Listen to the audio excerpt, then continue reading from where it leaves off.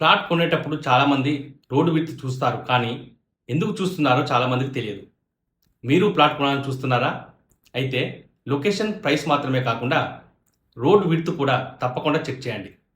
ఎందుకంటే ఒక ప్లాట్కి రోడ్ ఎంత వెడల్పుగా ఉందో అనేది దాని యాక్సెస్, ఫ్యూచర్ యూజ్, డెవలప్మెంట్ మీద ప్రభావం చూపించవచ్చు. ఉదాహరణకు, రోడ్డు చాలా న్యారోగా ఉంటే వెహికల్స్ మూవ్మెంట్ ఇబ్బందిగా ఉండొచ్చు. కన్స్ట్రక్షన్ మెటీరియల్ తీసుకురావడం, ఫ్యూచర్లో హౌస్ కన్స్ట్రక్షన్ చేయడం కూడా ప్రాక్టికల్గా చూడాలి.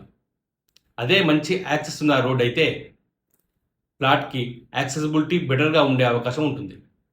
కానీ ఒక ముఖ్యమైన విషయం, బ్రోచర్లో చూపించిన రోడ్ విడ్త్ని మాత్రమే నమ్మకండి.